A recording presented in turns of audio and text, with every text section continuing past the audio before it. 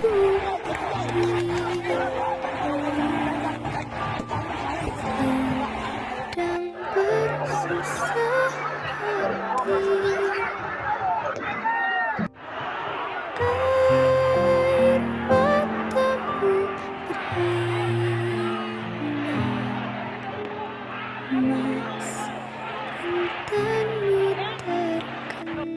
rek meninggal ya Allah, sakno ya Allah.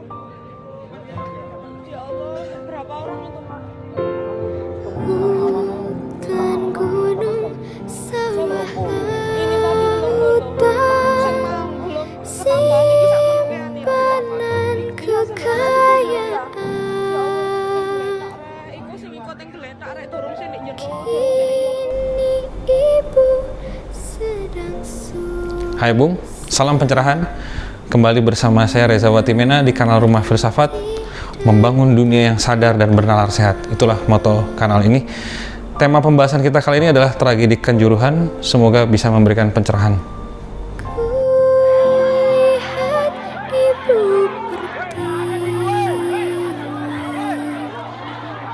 sedang bersusah hati. Air matamu berimbang. 1 Oktober 2022, Malang. Sebuah tragedi sepak bola Indonesia terjadi. Kita semua sudah familiar. Pertandingan Arema Malang dengan Persebaya Surabaya berakhir dengan mengenaskan. Sebagaimana saya baca, update terakhir 135 orang meninggal. Belum lagi yang mengalami luka ya, korban dari tragedi tersebut 500 lebih. Saya baca beberapa korban menderita trauma, bahkan ada yang tidak bisa melupakan kejadian tersebut, rasa sakit yang mereka alami ketika mungkin terinjak-injak, ketika stadion tersebut rusuh akibat gas air mata yang menciptakan kesesakan dan kekacauan massa ya di tempat itu ya. Dunia berduka ya terhadap peristiwa ini. Memang tragedi itu bagian dari kehidupan ya. Kita tidak bisa menghindari tragedi, baik tragedi pribadi ataupun tragedi politik ya, tragedi yang meniban terjadi pada sebuah kelompok atau sebuah bangsa. Kita lahir ke dunia itu juga dengan tangisan ya. Jadi ketika bayi lahir dari rahim ibunya itu kan dia menangis ya. Itu sebuah pertanda bahwa ini kita memasuki ranah penderitaan ini. Hidup ini, bukan saya mau pesimis ya, tapi sebagian besar memang isinya tantangan dan kesulitan ya. Makanya anak menangis. Kalau dunia ini penuh dengan keindahan kan anak tertawa ya ketika lahir ya gitu ya. Dan para filsuf, pemikir besar dalam sejarah juga banyak merefleksikan tema ini ya, tema penderitaan ya, tema tragedi. Nah, khusus untuk tragedi Kanjuruhan ini, apa yang sebenarnya terjadi? Mengapa tragedi ini terjadi? Berdasarkan data yang saya baca, ini adalah tragedi kedua terbesar ya di dalam dunia sepak bola. Yang pertama terjadi di Peru sekitar tahun 60-an, saya lupa itu. Korbannya mencapai 300 orang meninggal ya. Tapi tetap saja nomor 2 itu juga sebuah masalah besar ya. Mengapa ini terjadi? Nah, banyak analisis ya, tapi saya akan mencoba melihat dari kacamata filsafat ya. Yang akar pertama adalah kerakusan manusia. Dalam konteks ini adalah kerakusan panitia dan organisasi penyelenggara ya, termasuk saya pikir PSSI ya. Kerakusan panitia yang menjual tiket melampaui kuota, terus panitia yang juga menolak saran polisi untuk mengadakan pertandingan misalnya di sore hari supaya lebih aman ya. Jadi hasrat kerakusan ini, kerakusan terhadap uang, terhadap kekuasaan.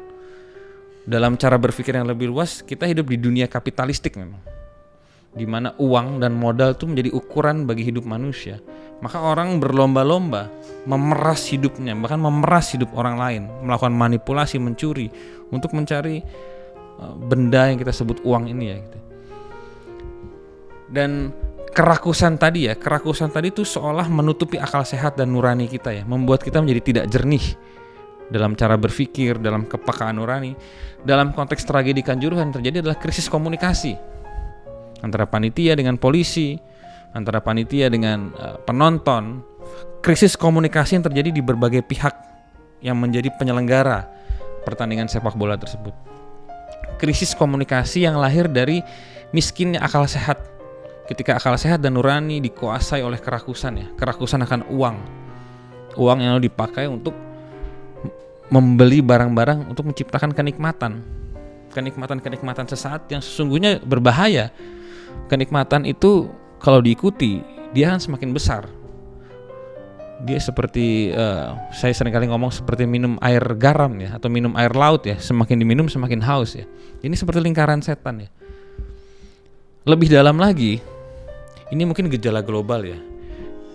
Kita mengalami apa yang disebut oleh para pemikir mazhab Frankfurt ya dari Jerman sebagai zaman anomi ya, zaman krisis makna. Kita kehilangan makna di dalam hidup ini. Kita sibuk dengan pencarian kenikmatan, kita dibombardir terus-menerus dengan berita-berita jelek, berita korupsi, berita tragedi, berita kecelakaan, berita pembunuhan terus-menerus sehingga akhirnya kita pesimis menjalani hidup ini. Ini disebut anomi ya, krisis makna. Dan ini akhirnya manusia itu kan tidak bisa hidup dalam kekosongan makna ya. Dia harus mencari sesuatu, mencari pegangan. Disinilah lalu sepak bola menjadi agama ya, menjadi pegangan baru ya. Saya pernah menulis sebuah artikel ya, sepak bola sebagai agama ya. Ya mungkin ini terdengar konyol ya, tapi itu yang dialami oleh banyak bangsa di dunia ini. Mereka sehari-hari kerja dengan gaji pas-pasan, di dalam pekerjaan mereka juga tidak bahagia. Mereka tidak menemukan makna di dalam agama-agama besar, agama-agama tradisional.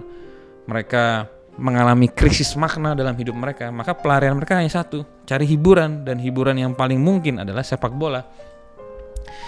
Saya teringat waktu saya di Jerman tuh saya pernah menonton pertandingan khusus untuk seminar tadi ya, Fußball als Religion, sepak bola sebagai agama itu. Saya melihat bagaimana para fansnya bernyanyi, bagaimana mereka sangat mencintai pemain-pemain sepak bola mereka gitu ya. Bagaimana mereka sangat mengagumi dan siap mengeluarkan uang dan bahkan berperan aktif ya untuk mengembangkan klub sepak bola kesayangan mereka. Seperti agama gitu ya.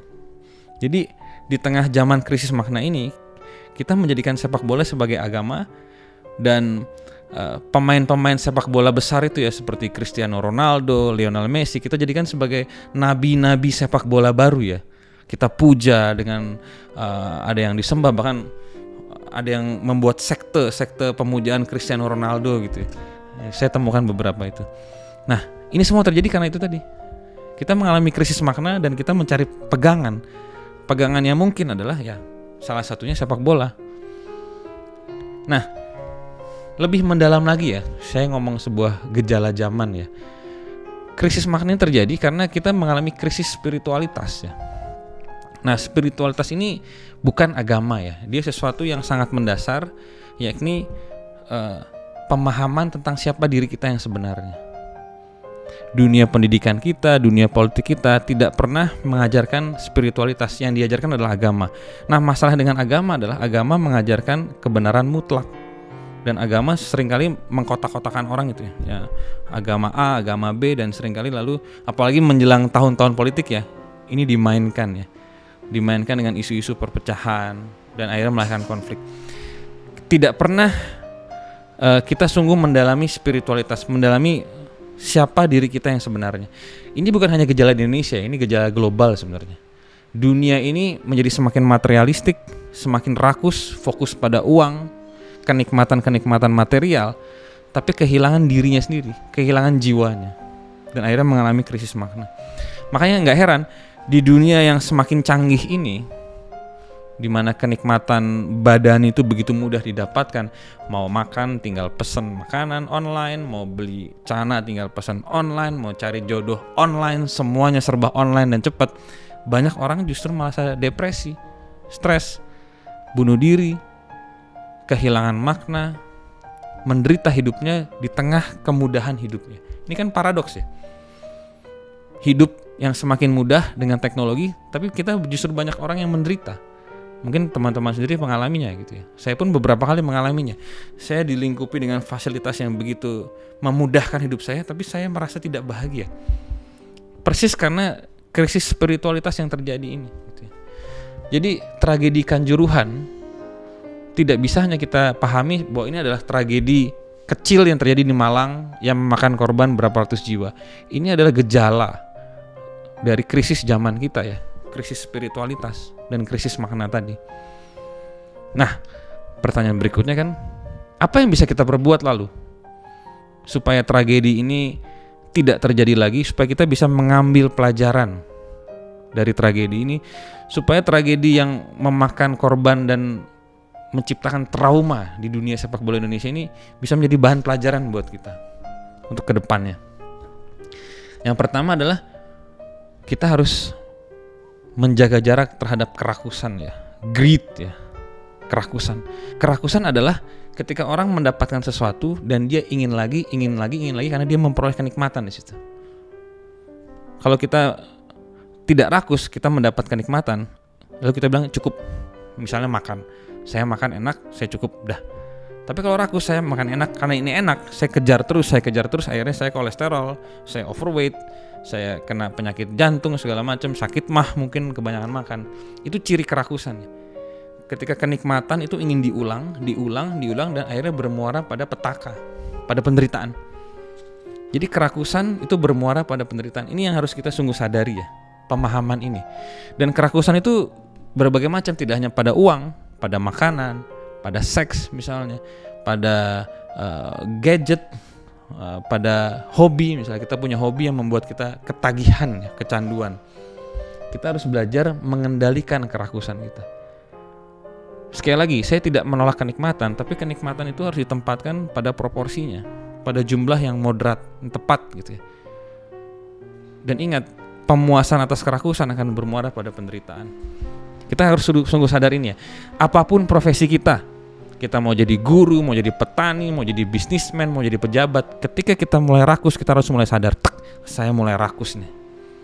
Saya mulai kecanduan pada kenikmatan tertentu ya, uang, fasilitas misalnya, privilege, kekuasaan, itu memang membuat kecanduan. Ini harus kita sadari.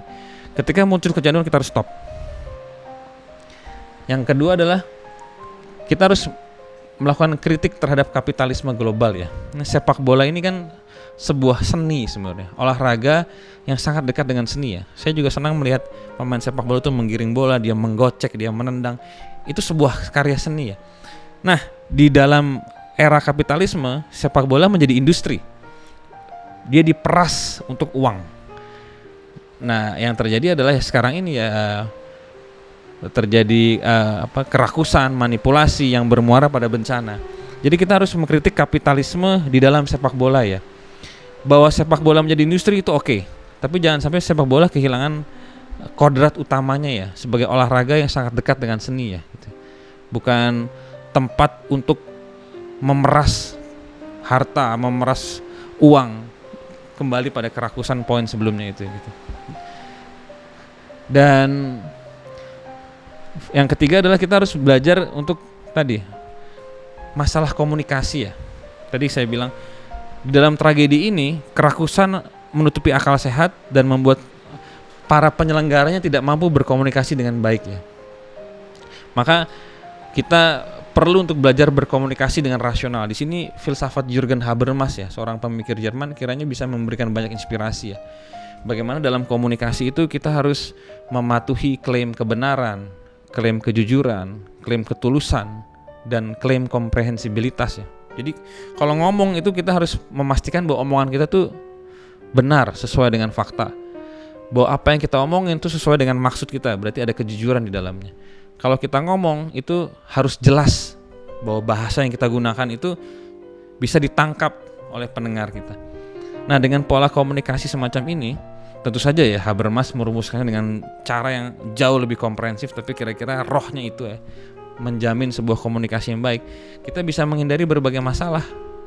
Dan komunikasi ini penting untuk menjembatani konflik, untuk tata kelola organisasi dan sebagainya ya, dan untuk manajemen politik misalnya. Berikutnya adalah seperti saya bilang tadi juga, kita sedang mengalami krisis makna dan krisis spiritualitas, dan itu hanya bisa dikembalikan tidak lewat ilmu pengetahuan modern, bahkan tidak lewat filsafat Eropa juga ya, karena filsafat Eropa itu terlalu rasional, membuat kita berpikir, dan terlalu banyak berpikir akhirnya mengeringkan jiwa kita sendiri ya. Di sini kita perlu belajar filsafat Asia ya. Filsafat Asia yang saya maksud adalah filsafat yang berkembang di India, di Cina, di Asia Tenggara, di Jepang, di Korea, termasuk di Indonesia. Ciri khas filsafat Asia adalah dia bersifat spiritual. Artinya dia mengajak kita semua manusia ini untuk memahami siapa diri kita yang sebenarnya. Nah, ini pertanyaan yang sangat fundamental ya. Mungkin suatu saat kita akan bahas secara lebih mendalam. Diri kita yang sejati, diri kita yang sebenarnya itu bukanlah identitas sosial kita. Kan kalau kita lahir tuh bapak kita ngasih nama, lalu pemerintah ngasih nomor akte kelahiran, orang tua kita ngasih agama dan macam-macam, itu kan semua identitas sosial. Itu adalah identitas relatif ya. Itu bukan diri kita yang sebenarnya. Itu adalah identitas relatif. Artinya dia bisa berubah. Contoh ya, saya bisa mengubah nama saya bisa mengubah agama saya. Bahkan sekarang saya bisa mengubah jenis kelamin saya dengan operasi misalnya. Tapi sebelum itu semua, sebelum identitas sosial itu, itulah diri sejati kita, diri sebelum identitas sosial. Nah, filsafat Asia, filsafat India, Cina, Jepang, dan Asia Tenggara berfokus ke sini. Dan mengapa itu penting? Supaya kita bisa menjalani hidup dengan seimbang. Kalau kita sadar bahwa kita ini bukan identitas sosial kita, bahwa kita ini saya, Anda, dengan binatang, dengan tumbuhan, dengan hutan-hutan di sana, kita ini sebenarnya satu dan sama ya. Kalau para filsuf Yunani menyebutnya kosmopolites ya, sebagai warga negara semesta ya. Bukan warga negara Indonesia saja, warga negara Malaysia saja, tapi warga negara semesta. Banyak masalah akan selesai. Kita tidak cenderung depresi dengan pikiran-pikiran kita sendiri. Kita tidak berantem dengan orang lain karena perbedaan identitas gitu. Jadi penting justru di era sekarang ini ya, abad 21 ini, di mana sedang terjadi krisis makna dan krisis spiritualitas, kita belajar filsafat Asia ya. Belajar untuk sungguh menemukan dan menyadari jati diri kita yang sebenarnya. Ini khas pendekatan filsafat ya. Supaya pun kalau kita punya klub sepak bola andalan gitu ya, kita fans pada klub tertentu, kita tidak fanatik, kita biasa aja ya. Ini kan identitas sosial juga. Klub sepak bola ini ya, Persib, Persebaya, Persija, Arema, Bali United, ini kan klub-klub yang ditujukan sebenarnya untuk olahraga, untuk seni, untuk keindahan. Nggak usah terlalu berlebihan lah di dalam memuja mereka begitu. Karena kita sudah memiliki pegangan yang lebih kuat ya, itu jati diri kita yang sebenarnya tadi ya. Bahwa kita semua bersama dengan tumbuhan, bersama dengan hewan adalah warga negara semesta ya, kosmopolitan. Di dalam filsafat, cara berpikir ini disebut sebagai cara berpikir kosmopolit ya. Saya pernah menulis buku soal hal ini, mungkin suatu saat kita akan bahas lebih mendalam. Dan tentu saja kita kembali ke hal-hal yang lebih teknis. Bagaimana supaya tragedi Kanjuruhan tidak terjadi lagi? Penegakan hukum harus jalan. Tidak boleh kompromi. Dari yang penanggung jawab paling tinggi sampai yang di lapangan, semua harus mendapatkan sanksi sesuai dengan hukum dan undang-undang ya. Jadi tidak ada toleransi ya terhadap, dengan segala hormat pada ketua PSSI misalnya, dia harus bertanggung jawab terhadap polisi di lapangan, komandannya, dan orang-orang yang mengambil kesempatan di dalam tragedi tersebut ya, misalnya untuk memuaskan kerakusan mereka, termasuk panitia penyelenggara, mereka harus mendapatkan penghukuman yang sesuai, yang seadil-adilnya, yang sesuai dengan prinsip keadilan. Bukan kompromi busuk ya, yang akhirnya membuat orang tidak lagi respect, tidak lagi menghormati hukum ya. Dan kita perlu, yang terakhir ya, kita perlu menjadikan ini sebagai pembelajaran bersama ya, di dalam sejarah ya, tentang penyelenggaraan event olahraga, tentang manajemen event, tentang penegakan hukum, terutama di lapangan ya. Saya ngerti ya dilema polisi di lapangan itu ya. Kalau mereka terlalu keras, mereka salah. Kalau mereka terlalu lembut, mereka salah. Jadi maju mundur kena, maju kena, mundur kena gitu. Dan ini mungkin kita sebagai masyarakat juga harus lebih bijaksana menyikapi ini ya. Polisi di lapangan juga harus lebih sadar, kita sebagai masyarakat harus lebih sadar. Tujuannya apa? supaya kita bisa belajar dari masalah ini. Kalau orang Jerman menyebutnya nie wieder ya, never again, jangan sampai ini terjadi lagi. Pelajaran berharga dari sebuah tragedi kan adalah supaya dia tidak terulang kembali. Itu kalau kita mengutip pemikiran Jerman, nie wieder itu mengacu pada peristiwa Holocaust di Jerman ya, di mana Nazi Jerman di bawah pimpinan Adolf Hitler itu membunuh jutaan orang, terutama kelompok Yahudi pada masa Perang Dunia Kedua, dan mereka bilang nie wieder, jangan pernah terulang lagi. Begitu pula kita bisa bilang dengan segala hormat pada korban dan keluarga korban, kita belajar dari semua ini, tapi nie wieder, jangan sampai ini terjadi lagi. Terima kasih untuk teman-teman yang sudah menonton sampai akhir pembahasan kali ini. Saya harap kita semua bisa belajar dan tercerahkan secara bersama-sama. Silahkan tuangkan pendapat kalian atau jika ada pertanyaan di kolom komentar. Dan jangan lupa, dukung terus kanal ini dengan cara like, subscribe, dan share konten-konten kami agar kami dapat terus menuangkan ide-ide pencerahan untuk Indonesia. Dan semoga tragedi Kanjuruhan dan tragedi-tragedi lainnya tidak akan terjadi lagi di Indonesia. Sampai jumpa di lain kesempatan. Salam pencerahan.